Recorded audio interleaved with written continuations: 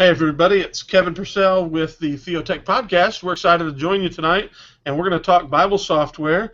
We always talk church or Bible technology, but tonight we've got four of our regulars, myself, plus Wes Allen, pastor from New Jersey, and also the tech guru for the American Baptist Convention of New Jersey. Good evening, Wes. How you doing? Good to see you tonight. And Rick Mansfield there is from Accordance Bible Software, as well as now. What is the you teach at a seminary too, right? Sort of as an adjunct. I occasionally teach adjunct classes at Indiana Wesleyan University. They have a Louisville campus, and I also do online stuff for them as well. We don't mention that very often, but that's pretty cool that you get to do that. And then our good buddy over here at the other end, according at least by my look here, is Antoine. Right, he is with Mobile Ministry Magazine, and recently with a new company. What are you doing now in addition to that? So I do user experience design for a pretty large holding company of staffing companies, the Allegis Group. I basically I'm helping make a very large range of products work as one and work better. Yeah, and by the way, he also comes to us from the year 2094. And so we're really excited that he's made the trip back in time to 2016 for us. Who wins the presidential election, by the way? Can you tell us that, or are you sworn? No, he can't say it because he'll collapse the waveform, and then we'll be stuck with whatever he says. So just quiet. It's the one with the purple hair. Tonight what we're going to talk about is we're going to hang out and talk to you about using Bible software to work on your sermon or do sermon prep or Bible study preparation. Anytime you're planning to teach the Word of God, what do you do to do Bible software? Now listen, I know when you hear that you think, whoa, wait a minute, that's going to take them forever. If they try to go through this, in a real detailed way, it could take us 47 hours to do this. So that's true, and that's our plan. So what about Wednesday evening we'll finish? I've got to be at church Wednesday night at 7, so you guys will have to take over for about an hour. And we'll probably finish around. No, what we're going to do is just talk about the very beginning phases of it, and that is text selection, and then what's your next step, because everybody's next step after selecting their text might be different. So we're going to start off. Wes is he's kind of an Accordance user and guru. Even though Rick works for Accordance, we're going to let Wes demonstrate this because he, unlike Rick, uses it to teach and preach every single week, whereas Rick is a layperson technically in that he's not pastoring a church right now, so he doesn't do it on a weekly basis. Still a layperson with a seminary degree. But, yeah, there you go. You're one of those people. Yeah, I'm one of those people. So let's take it off. How do you find and select a text? How do you decide to choose, say, verse 3 through 5, or instead of 2 through 9? Go through that process with us using Accordance. What do you do? Well, I mean, like my whole process starts with discussing with folks in my church what we're going to be dealing with, and not there. Where do I want to go? Oh, I want to go here. And I end up here. Can you see that? Yeah. All right. So usually at about this time, I start having conversations with the people who are in our worship circle. I'm at church. They're the people who are in charge of stuff, and we start talking about topics we think we need to be covering. Is there a particular book we want to focus on, and that sort of thing. And we sit down and we work out a rough draft. Usually we pick like 1 or 2 sermon series, and we pick the scriptures from that, and that's where Accordance comes in. But this is the end product. This is the map for the entire year. It follows the school year from September to September. And you can see where are we. So this was last week. As far as the curse is found, as part of the Easter celebration. And then we get to Accordance. And Accordance is wonderful because I can have all these things up here, these different tabs that do different searches. Rick, this is kind of funny because you and I were talking about my original conversion to Accordance, and I said, right. I really liked how BibleWorks used to let me have tabs to have different searches, and now I have it, which is really cool. And if we're working like a whole sermon series, like you can see, hold on a second here, back in the fall, we had a whole bunch of just questions. This is what we wanted to, the types of things that we wanted to ask.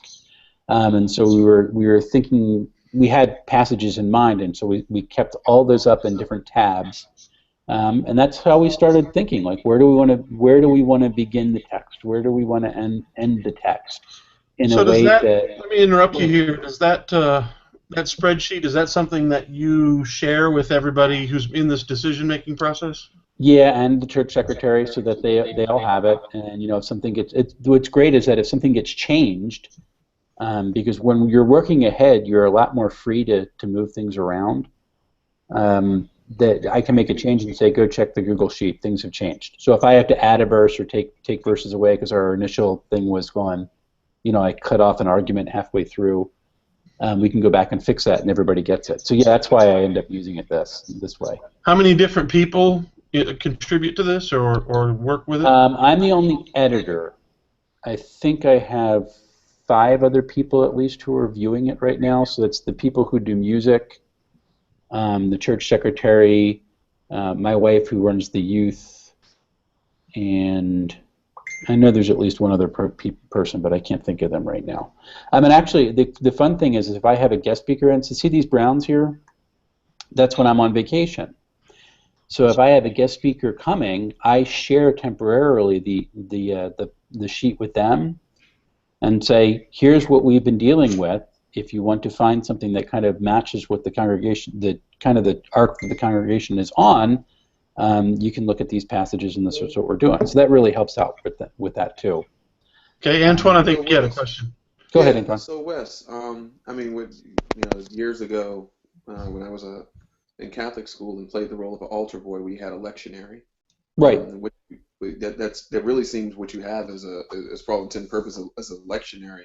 Does this document follow what ABC and J or your denomination does, or is this something a little bit divergent from that? ABC and J, we're good Baptist. We make it all up as we go along. But because I like the discipline of the lectionary, usually for the high seasons, I'll pick the lectionary readings from the Revised Common Lectionary. So Advent, which I just highlighted, Lent, and then this year, a lot of times I'll create a sermon series for Easter, but this year I just went with the lectionary readings for Lent through all the way through the end of Easter into Pentecost. So those are lectionary readings, and they do follow the lectionary ideas that are presented. And like I said, I think it's rather interesting. This year, the Easter readings are all the New Testament readings are all out of Revelation, which I think was really cool. And it literally covers some of my favorite passages in all of Scripture about the nature of worship. So it's been a lot of fun. So yes, it's a hybrid, but it's the lectionary for the church. During Lent, I've used it in the Lent to write a devotional for people, and then expanded the reading so that we have we have something that we're all reading together all throughout Lent. It's been a really good tool. But this is where we end up, and Accordance helps us get there. So that's really my first step, is selecting the text. Use these different tabs, like create a different tab here. Let's go to Net Bible is always fun, and that's where I can start searching verses, or I switch to words. So everybody always has a where's that verse? I know this sentence, and you can do God as love, and then there we go. No, that's not it. But let me put it in quotes. Shit. Let's go ahead, Rick. You want me to do a fuzzy? No, search? you got it. You got it. So when you're searching in Accordance, the one thing I like about Accordance searching is that it uses like almost entirely natural language. So I want to do a phrase. I search it like I'm in Google, put it in quotes, and type it in, and it works. If you're doing an exact search, you don't even have to put it in quotes. It will default to. But I think you're doing. I think you're doing a flex search. Yeah. It says 2 flex hits. So if you changed it from flex to exact, you wouldn't even have to do the quotation marks. All right. Now this is where Kevin said I was the Accordance guru. I'm really just a power noob. So where am I switching it to exact hits from flex hits? They're on the little magnifying glass, the little search magnifying glass next to words. If you can switch that to exact search. And now you don't even have, now whatever you type in there. That's exactly what it is. And I prefer that. I use that as my default, but I think probably for what you're doing, it'd probably be better to leave it on Flex. Yeah, especially if people are like, well, I know that it says something like this, and I don't know where it is. Yeah. You know, you can search in and find out. So I'll have, by the point where we're working on a sermon series, I might have like 9 or 10 tabs open, just to kind of go through, and we finally pick the scriptures and put them in. So that's the text discovery, and it really is community based. It's not just me. I get burnt out so easy if it's just me. It really needs to be the community. Where are we going together? And so that's kind of an important part of the process for me. It's pretty good. That sounds really good, Kevin, Wes. So let me ask one thing. You know, just as I was listening, it sounds like you have a gate to, you know, a lot of the buzzword these days is a collaborative process for generating, or at least getting to those beginning parts of your sermon. To the other ministers that maybe you fellowship with, and you guys obviously talk about how you guys start your sermon. Do you find any similarities in that kind of collaborative lectionary type style, or do you kind of hear them going maybe a different route? No. I mean, I really wish that I did see more pastors working on stuff like this. But I don't. You know, for me, a lot of pastors, they look at my schedule, the fact that I schedule, and you know, they make the old nervous joke is, you know, what, you start your sermon before Saturday? I mean, that's the joke that pastors always tell one another. But I've encountered a lot of people where that's not that far from the truth, and I can't live that way. I need to work ahead. I need to chew on things for a very long period of time. So for me, sermon preparation spans like half a year. And if I'm doing a series and I know a series is coming up, I'll go out and I'll read different books and literature and different thoughts on stuff if I really am intently preparing something. Because I schedule it that far in advance, so I have the freedom to take my time. And the congregation has the freedom to walk with me in that. But I'm not seeing that with a lot of pastors. It's you know, what am I preaching this week? And they don't, you know, they pick the verse that day. And that's how I started. So no, I'm not seeing that as much as I wish I did.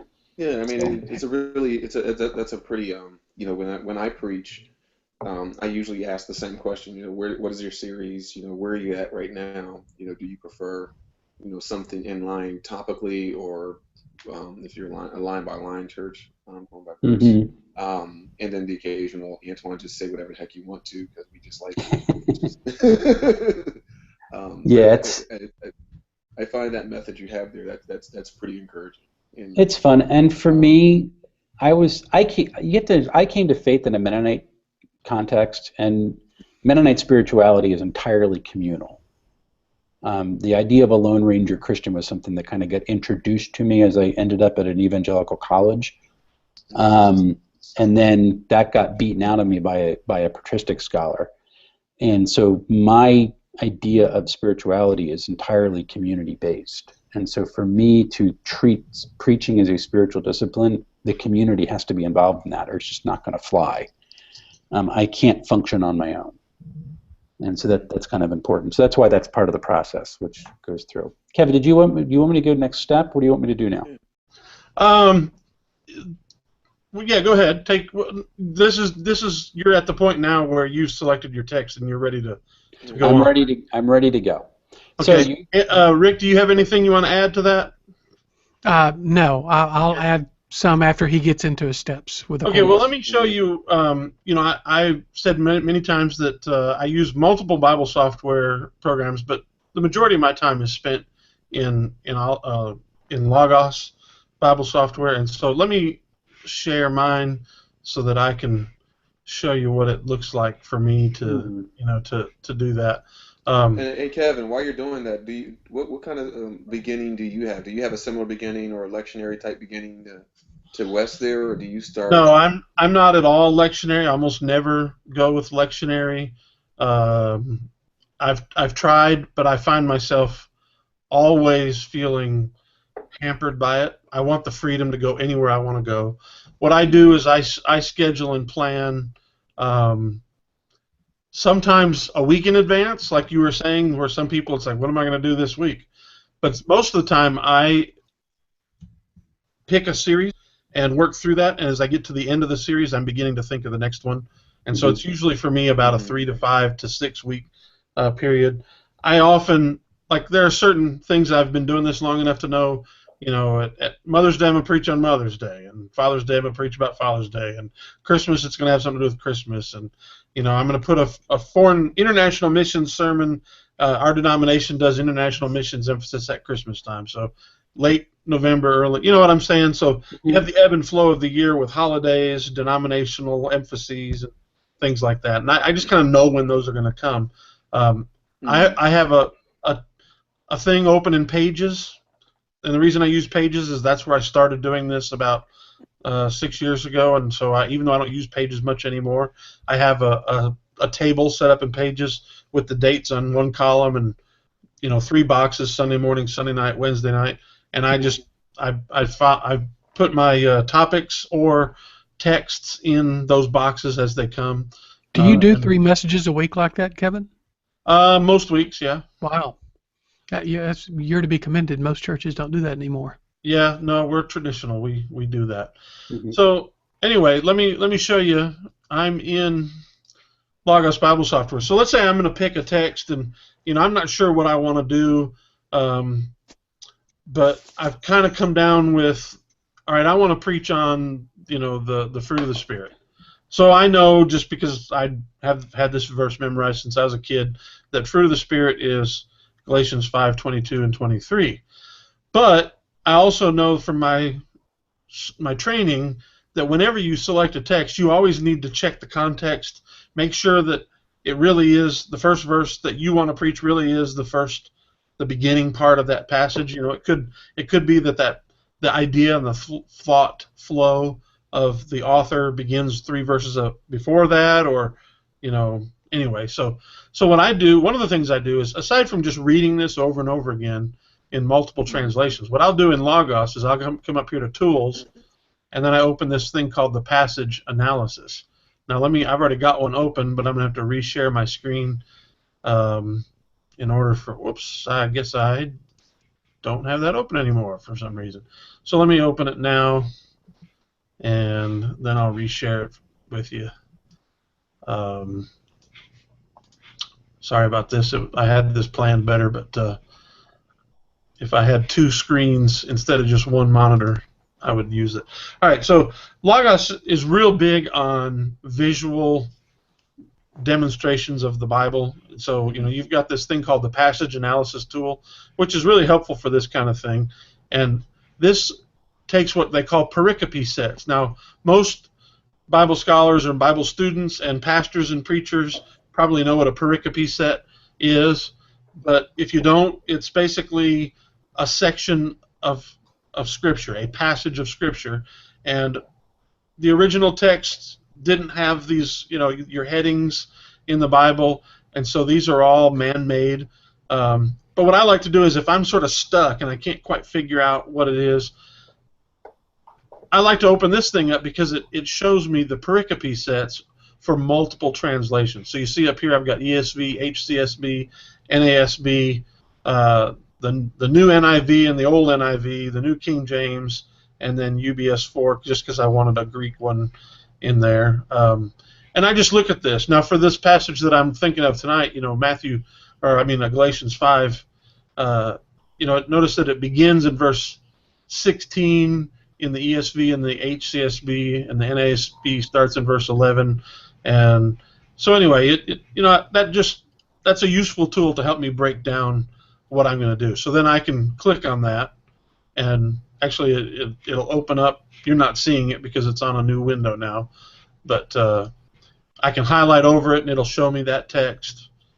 So I find this to be a useful tool. Now these other things down here, just to show you what they are, they're visual representations of the text. I never use this thing,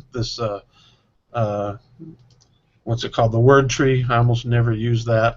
Sometimes I use this, the Morph River. It shows you how different the translations are from one another. This cluster thing, this version river. I don't really use that one that much. I So, mainly just use Kevin, this. yeah, And I mean those both of those visualizations seem to be really good tools, and it seems like you're coming from almost a context of and I hate to say it, but we all know several pastors who apparently know only two verses in the Bible. They can't really go elsewhere. So it seems like as a decent help if you already have a good backing as to what Scripture is and where things are, and you're kind of using that as an aid. How would you see that same tool maybe used as somebody who's studying to be a pastor, or who may not have that cadence, kind of that you have? You've been pastoring a while. How would you see them being able to use a tool like that? like this passage analysis tool. Yeah. Well, I think that's the primary person who would use this the most. You know, those of us who've been doing this for a few years, we really don't need a tool like this that often. The only time I open this is when I'm stuck and I can't decide. And so I said, well, let me look at the passage analysis tool, see where all the experts of the different translations began and ended this section of Scripture.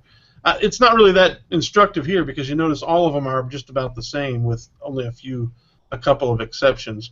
Mm-hmm. That's why I was scrolling through here to kind of see. Well, for example, here in Galatians 3, there's quite a bit more variance. Anytime Paul has a run-on sentence, there's going to be difference. Yeah, and so it's a lot more.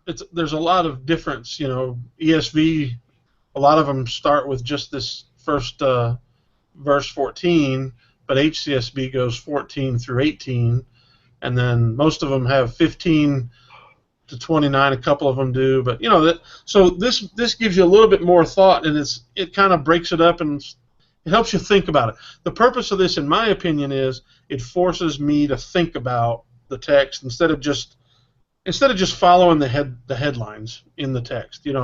Because when you're in, let me close out of that and go back. Kev, if I might just ask, does that help you see? Like you said, you were not just looking at the headings. You can see where the breaks are and kind of the thought, but you can also see why the different translations made breaks where they did, and that you find that helpful? The why part, I don't follow you. I missed the first part of what you said because you kind of broke up a little bit. I'm sorry, but you can see where the different breaks are, right, according to translation, and and they give you a little bit of a hint as to why they made the breaks at the different spots. Like here's this is what we're calling this section, whereas the other version calls breaks it differently, calls it differently. So you can see the comparison from the translations that way, and that can help you make decisions. Yeah, it can help you because the translator or the editor of that particular translation decided that, hey, this passage is about the spirit versus the flesh in the Holman Christian, but whereas the English Standard Version says it's about keep in step with the Spirit. I mean, that again, this passage isn't a good example of this. We're going to tell on ourselves here. We planned on talking about something totally different tonight, and at the last minute it didn't work out. A guest wasn't able to join us, and so if I had had more time, I would have thought about a better section to follow. But you see these different headlines, and I get to see them all in one place instead of having to open a bunch of different books and look at it. So that's my first thing if I'm struggling to figure it out just by reading the text. The second thing I also do is the let's see here. No, not the text comparison tool. The parallel. Where am I? Where's my parallel at? While you're doing that too, could you speak to Wes? Because you've gotten your scriptures, based on what you showed us earlier, and then we kind of get the second piece of past analysis. Do you end up getting the same kind of effect with the tool that you built, or do you use accordance to kind of knit something similar together? I kind of use accordance to knit something similar. I mean, I guess there's ways you can do it, but I look at for keywords like the but or the for or because of. Or, those are where I'm looking at for natural breaks. But Kevin's got it graphically. pretty nice.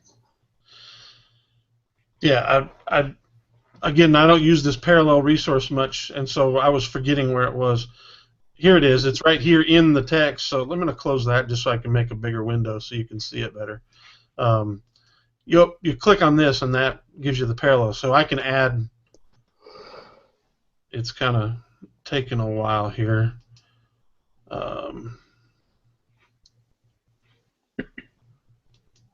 Am I doing this right? I wish I had a more of an expert in this tool. This doesn't seem to be working the way I thought it would work. What are you trying to do, Kevin? Get parallel books open in one window. There's a tool for it, and I'm forgetting how to do it. Yeah, well, you have to listen to me tell you how to do something in Logos, but you have to go into if you click on that little ESB icon, you set you create a set. No, that's not. I know what you're trying to do. There's another tool called a parallel tool that you can see in one window. And, I see what and you're it's supposed saying. to add it next to it, and it's not working as I thought it would work, and I'm not sure why. I can show you in accordance very quickly.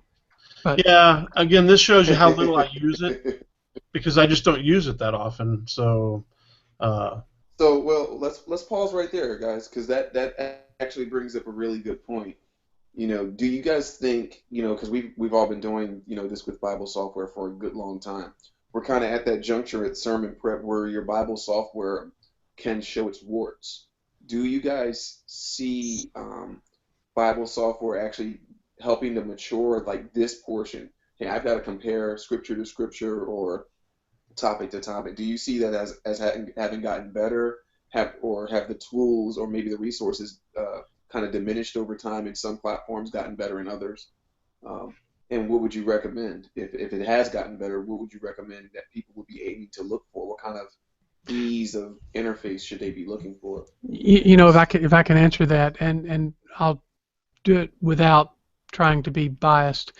Although if I was biased, it would be an educated bias. But anyway, I think we use any of these electronic tools, even if it's a digital calendar on an iPhone instead of using a calendar we carry, in our pocket or whatever, or hang on the wall. We do that because it's supposed to give us an easier way to do it. It's supposed to save us time. I mean, and so when you're talking about Bible software, just in the generic, and we talked about this a few weeks ago when we were talking about our first experiences. What really turned me on to Bible software in general was that I could do things so much quicker in the software than I could with the book spread out in front of me. And again, you could argue the print versus digital back and forth, but if you are, let's say when you're in seminary class and maybe you take a preaching class or hermeneutics class, and that professor, whether that professor is using a digital workflow or a print workflow, nevertheless there's a workflow through it. And so even if it's a print workflow, can I take that same workflow, that same method of preparation that I'm used to, and can I duplicate that digitally, and can I make it to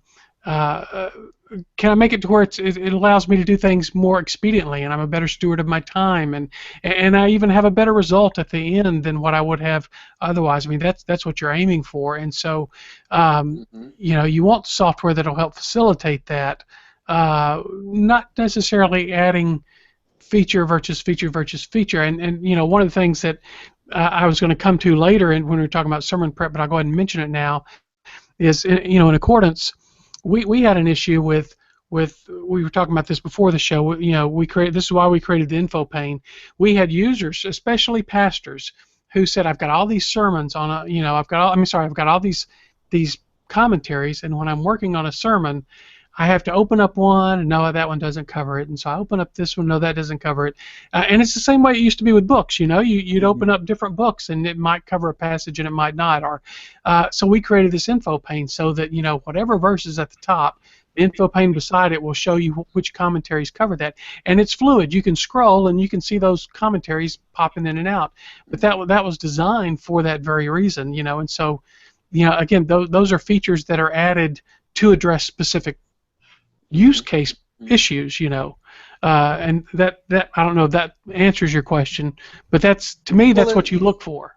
And I'd never even Yeah, heard of so that. I mean, but that's just it. When we're using Bible software, because I mean, all four of us here, and LaRosa, if he was here, we're advocates of saying, that Bible software has a means to improve X, Y, Z towards your spiritual journey, whether it's memorization, reading, sermon prep, etc. And so when we're looking, at a topic like this, hey, we're talking sermon prep. How easy do I get from that point where I have a subject or have that scripture and I can actually parse through. I can do the go hard, go lean, go smart thing and get through all of my commentaries or my resources and begin to get to a point where it's gone from this is what I think the sermon's going to be to here's my layout, and that Bible software is evolving constantly. That some things are easy to find and some things aren't, or if we're like Kevin and we're in like 10,000 pieces of different Bible software per week, some things might be easier in one platform than another, and you kind of got to do the mental hurdle of, okay, which one does this better or which one does that better. I think it's important that we point out, those kind of differences and what folks who may be listening in or watching, saying, hey, this is a struggle that I have. Maybe I should try this software instead of the one that I've been using. Well, my issue that I'm facing is that, like you said, because I write about Bible software in general, I find myself being a generalist about a lot of them, but not an expert in any of them. And so a tool like this one that I was looking for, and here I found it, by the way. I kept clicking this right here, but it wasn't showing me what I was expecting because I think this has been changed recently. I don't know. But anyway, here's how you find it. You just add your text. So now I can add it, and boom, there it is, and it shows. And if I'm scrolling in the control text here, it'll keep scrolling in the other ones. But that's how I find it. Versus if I want to do this, I could switch back and forth between this and that passage analysis tool. So I could put each one of these texts here by doing that. But again, I just don't use this tool very much. So what you're talking about, though, Antoine, I think is a real issue for me in that I don't become an expert in any one of them, and yet I'm supposed to write about them as if I am. And so what I do is I learn about it, sort of crash course, so that I can write about it. And then often, if I don't use that tool over and over again, I lose it, which is kind of a pain for me. But most Bible software users aren't going to have the issue that I've got there. They may not, but at the same time. But I think the difference between them, there's sort of sometimes there's like a right brain versus left brain kind of difference between some of them. I think Accordance is a much more of an analytical tool, whereas I feel like Logos feels more like if you're like the hippie type, you'll probably prefer it. I don't know if that's a good way to say it, but Word Search and Quick Verse and PC Study Bible, those are all a lot simpler in that there's not a lot of advanced features for you to flesh out, which a lot of people, that's what they want. They just want real simple, and so I don't know. And like Bible Works, if you're just a text-only guy, you don't want to deal with a lot of commentaries and, ebooks and things like that. Bible Works is going to handle that really well for you if you don't want that other stuff to be a distraction. Now, I know Rick is going to say Accordance, you can do all those things in Accordance, but then you can also add the other stuff. And that's true, but some people just don't want all that other stuff. And so that's one reason why that's why there's lots of different Bible software. Olive Tree is incredibly simple. If I was telling a Sunday school teacher who said to me, I want some good Bible software where I can buy modern books, I think one of the first ones I would suggest to them is Olive Tree, because it is a very simple tool that you can then also do some moderately advanced things in. I would not recommend Logos because it's very complex, and yet also with their passage analysis tool, it can be very simple as well. So, well, I mean, let's pivot a little. Let's continue that pivot. Rick, you and I both do training for various software and systems, Sure. and we're kind of at that point, again, so we've identified, the topic or subject. We've identified the scripture. Now we're actually in the Bible software itself, kind of, looking at associated content in there. We've come to the point where Bible software pretty much makes or break our sermon. If it's great Bible software, we're gonna have probably a relatively decent sermon. And if it's not so great, we're gonna struggle for a while and then come up with something.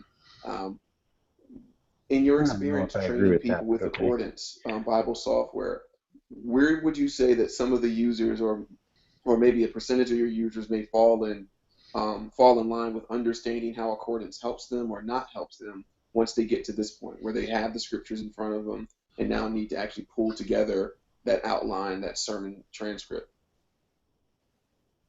Can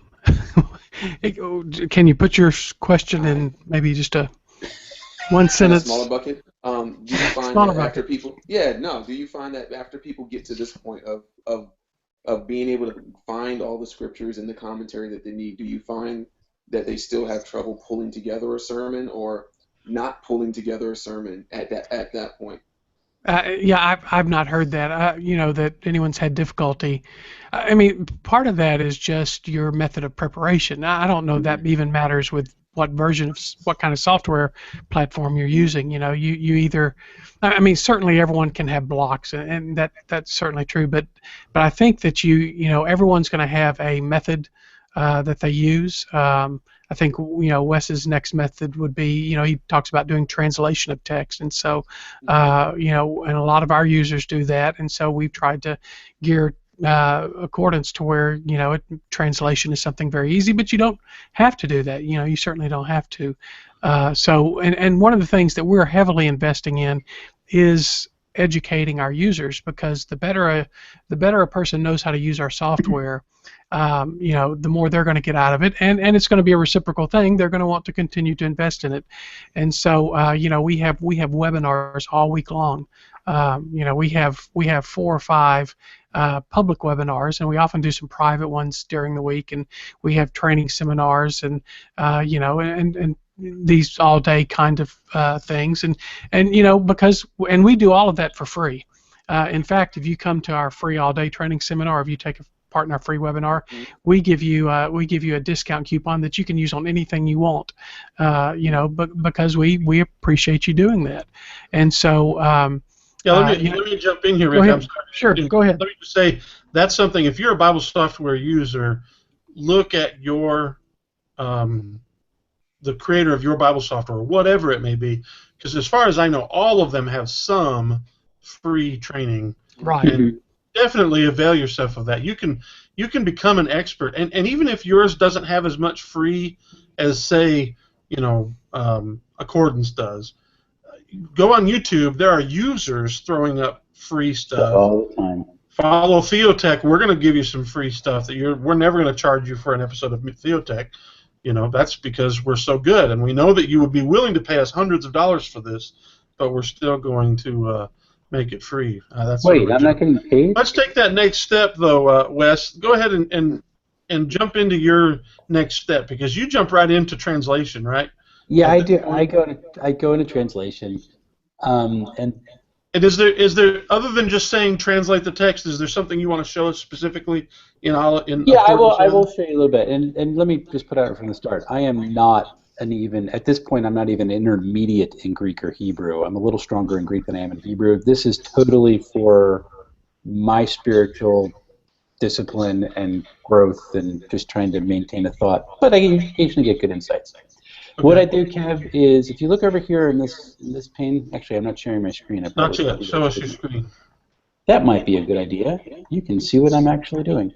All right, let's go here. So if you see over here on that's the right. I'm left-handed. Okay, so over here on the right, this is where I kind of put my commentaries and my resources that I'm going to be editing or reading. And you can see here, Easter 2016, that's a user tool. This is where I put in my translation and put in, after I go back then and do my notes for verses, I end up coming down here and I start writing my thoughts, which kind of jumps me into my actual sermon writing. So, but this is what I do. You can see over here in my library all my tools from 2008 when I first started using Accordance all the way to 2016. And what I do is, here's the lectionary coming in, Antoine. I make a new user tool for every season or every sermon series. And that's how I go through. So I have my translation and my thoughts that are coming through. To edit is really kind of cool. This is where it gets a little dicey because I really wish that Accordance would complete updating their editor, but that's a long thing for me. It's coming. It's coming. I know it's coming. I'm looking forward to it. More features. I'm so looking forward to it. But it's really cool. I just hit Command U when I see my cursors blinking on the editor, and now I'm editing the user tool. And so I go over here and I start translating. I do keep the English open because, again, I'm not an expert.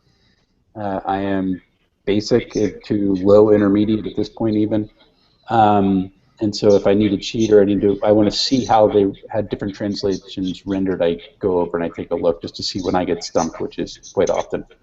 And I do my translation. I type it out. I'm looking for keywords.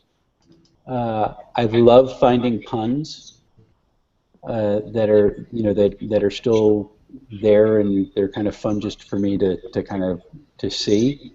I love to see how the English translations interpret when they translate and what they're doing. That's when my big knock on the NIV is a lot of times they try to smooth things out and make it a lot more happier than the text sometimes actually is. The ESV, everybody says this is the real good one, and or the wooden New American Standard, that sort of thing. I love to see, looking at the Greek, I love to see how all the translations are interpreting as they translate. And you see the art of translation in effect. After I go through and I do my translation, you can see I have my user notes and all my different things.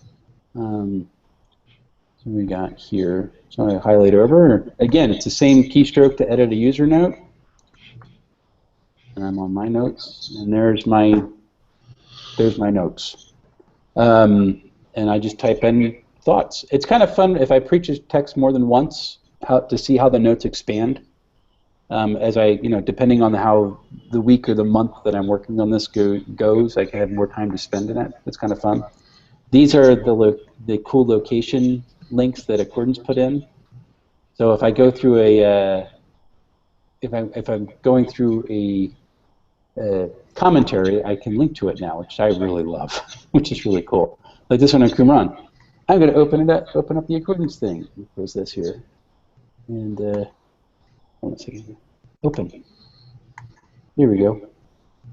And it opens. You've got it open 3 times. I got it open 3 times. It's kind of fun. So I need to set recycle for that, don't I? But that's really kind of cool, and I get to go through all the thoughts, and I can be checking commentaries as I'm kind of putting my notes in.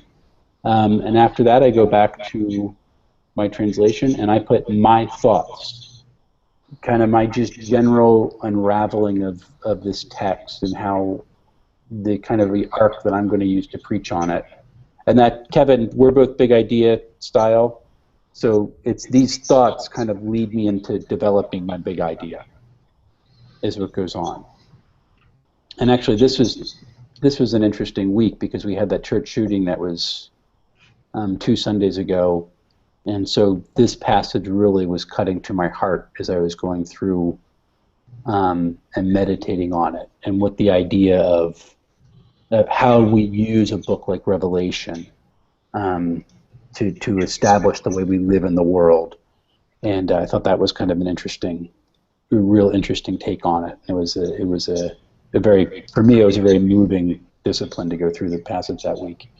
That's tonight I do. From here, I open up Scrivener and I begin working on big idea and sermon outline. So that's where I am. Any questions? Right. Rick, you had something you wanted to interject there. Yeah, real quick. Well, first of all, let me commend Wes because I think that his Greek and Hebrew teachers are just weeping right now that he still does this. I know it's difficult for a lot of pastors to do, because it is an extra step. But I wanted to show this, talking about, because you can have more than one set of notes in accordance, although you don't have to. You can do everything. My main notes file is like 13 megabytes right now. But this is how I used to.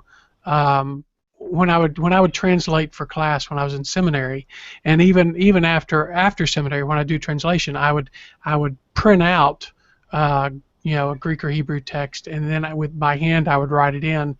And I love the accordance notes because what a lot of people do now is they'll just create a translation notebook, so you can copy. You can copy a text like this, and you can just say copy, or you can get real specific with how you're copying it, and then you go in here to create a note. And so let's say I don't have one on. Well, I ought to do verse 6 since I don't have a translation for that. But so let's do verse 6 here. I'll go in here and I'll copy that, and then I'll hit the little pencil to create a note for that. And then all I've got to do is paste it. And I can go after this, and then I can type in my translation right here. That's kind of cool. Yeah, and so that's one method that I often show when I do a training seminar is kind of it doesn't matter whether you're doing it for a class or if you're doing it for for sermon prep. You can create up a separate translation notebook like that, and just kind of keep that as a running method, just to keep your languages fresh, or for whatever purpose you're using it. You just see it one day. We'll have the Mansfield interlinear. There you go.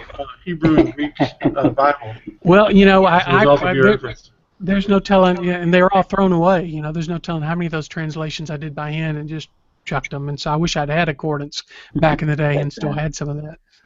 Isn't that the truth? If we could go back to college or seminary now, how different we would do things based on what we know now. That's if we could Groundhog Day our life, we just relive it over and over again a few times. So, well, let me show you a little bit what my next step would be, and I'm going to use it Olive Tree just to kind of branch this out, so we're not just looking at two only.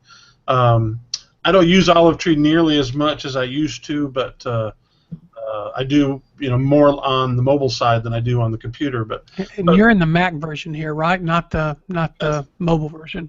That's correct. I'm in the Mac version, and by the way, the Mac version of Olive Tree is kind of behind times a little bit, and so I'm hoping that sometime soon we might get a. Well, in fact, I don't have to be cryptic about it. They tweeted that if you're interested in beta testing, send them an email, and I sent the email saying I wanted to beta test the Mac version. So maybe I'll start using it more often. So they are working on updating their Mac app. Is this the beta? They can take advantage of the new display technology that they've put in every other app except the Mac app. Is this the beta, Kevin? No, this is not. This is okay. the current stable publicly available release. So anyway, let's. I'm just going to go back to my. We were talking about Galatians, so let me. Where does Galatians come in the Bible?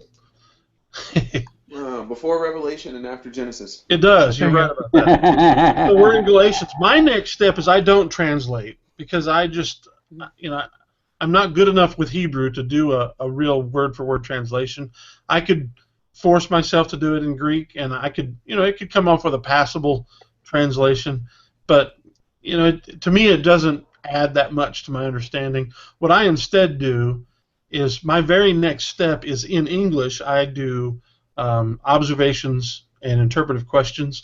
This comes from Wayne McDill's 12 Essential Skills for Great Preaching, and also Haddon Robinson's Biblical Preaching. They both do sort of the same thing. They call it different things, but essentially what you're doing is inductive Bible study in the English language. And so what I do is I create a note. All right, so I'm going to add a note here.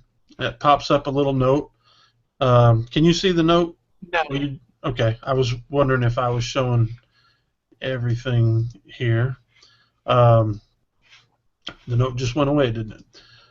I don't know. Can you see the note? No. That popped up? No. Oh, I'm sorry. Okay, I didn't think you could. I don't think you're sharing your entire screen. Yeah, I'm just sharing the one app. So let me change that so that I will be sharing my entire screen. Again, I normally I would prefer to do this on a dual screen, but I don't want to show you all the other things that I have open. Am I showing you the whole screen yet? No, I No. didn't do it. Here we go. All right. Well, So now you can probably see that note, right? no. We just see. No. I see black. Yeah, just black. You're not seeing anything at all? Nope. I wonder why that is. It's because you're doing a live demo, man. That's exactly good. why. It might be that their display technology is just not. Can you see anything on my screen? Nope. Black. That's strange. Well, It was not meant to be to show olive tree Olive tonight. tree. Olive tree is entire very screen. resistant. How about now? Black. Yes. Well, I saw something for a No, moment. no, there it comes. There it is. Now you see olive tree? Yes. Yes. Okay. Sorry, folks. All right. Now you see a note popped up that just popped up? Mm-hmm. There's your note. Okay. It says us. Yeah, Hey, where's your interpreter? I'm not speaking in tongues. That's what it says. all right. So normally I wouldn't do all the trouble of making it look so pretty, but I wanted to do that so you guys could see what I'm doing.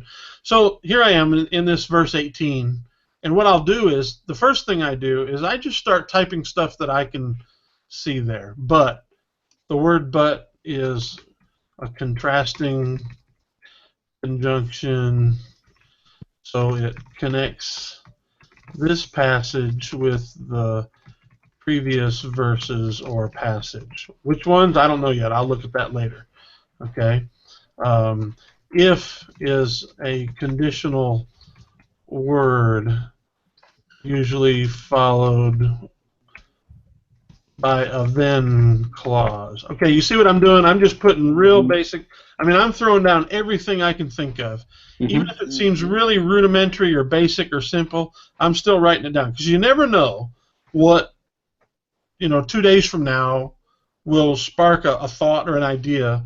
It might be something that right now you're thinking, oh, that's just too simple, I'm not going to bother putting that down. But then 2 days later, you come back to it after your brain has had a chance to play with these ideas and concepts, and you think, oh, wait a minute, no, that's really important, and so that's what I'm doing. And I try to find something for almost every word. And again, this is one of those things, the process is almost more important than the product, because it's forcing you to think about this text.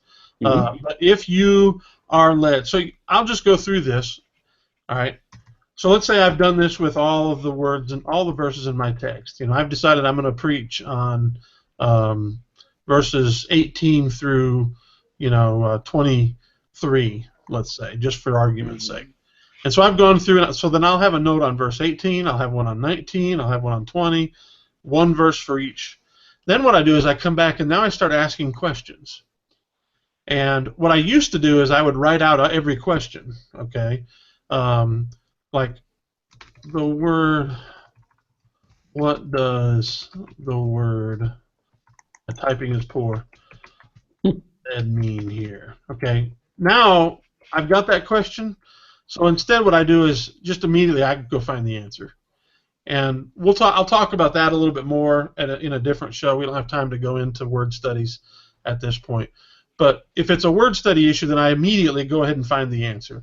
If it's not a word study issue, then I ask the question, okay, and I leave it with a question, because then I know at a later date I'm going to come back with dictionaries, commentaries, word studies, atlases, all of these kinds of things, all of the resources that you've spent hundreds or maybe even thousands of dollars to add to your library. That's where those answers are going to come from, and you're going to look for the answers there. To these questions. So you want to ask the who, what. It's who, what, when, where, why, how questions. And you just keep going through the verse by verse, asking those questions. Okay? That's interesting. I'm only going to interject because this is probably the part of I say us who don't write sermons as often as you do. I think Kevin said earlier he preaches 3 times a week. preaches, teaches 3 times a week, which is pretty incredible in my book. I usually do, I have my own framework of bringing things, bringing things into subjection, a framework that I've put together for it as well. Do you also follow a similar kind of framework there for Wes when you're putting a sermon together, or, after you've done the translation, are you doing this kind of like verse by verse, line by line? Not line by line. I tend to do it verse by verse or thought by thought. And so sometimes a thought is more than one verse. And so I kind of look at it that way. So I do very similar with Kevin, particularly like he just said, a but is a contrast and an if is a conditional. Those are types of things that I point out in my notes when I'm writing because they're important. Mm-hmm. Yeah, these notes that I have created, if I was to print them out, most of the time each verse's notes might be 2 or 3 pages. Yeah, I don't write that much. And so, I'm writing everything. Mm-hmm. When I'm done with this, honestly, I don't know how good a commentary it would be, but when I'm done preaching through a book, I'll have, if I had printed it out, I'll have a 2 or 3 inch book that I could print and pass around and hand out.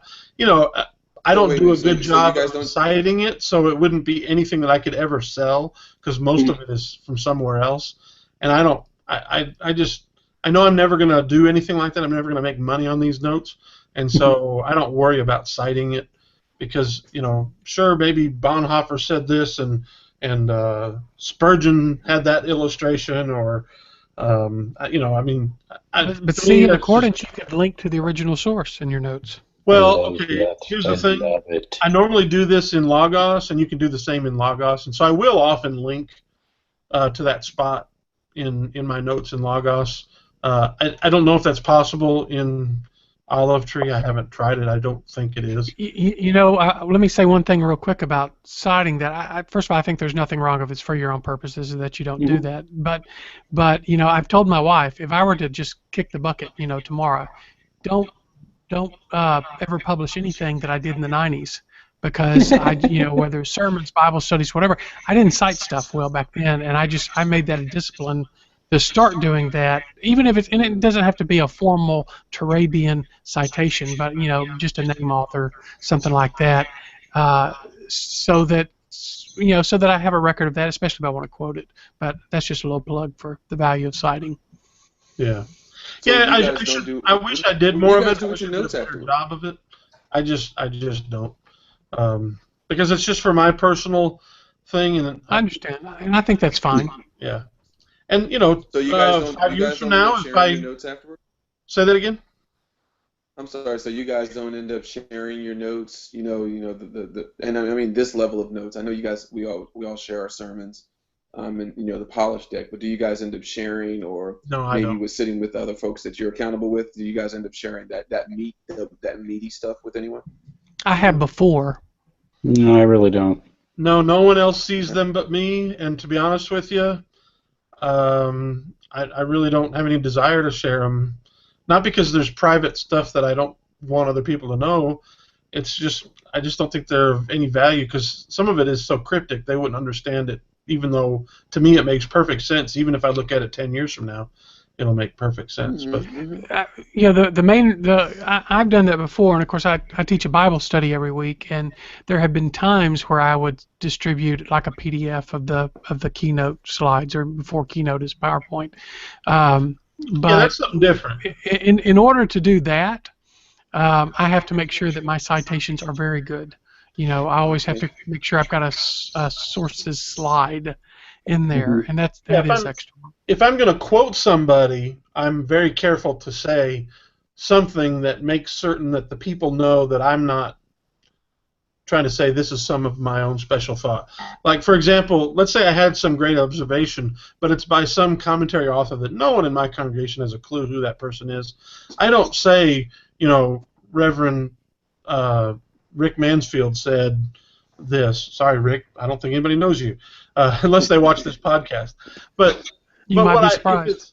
What I do say is, I've read experts have said, yada yada yada.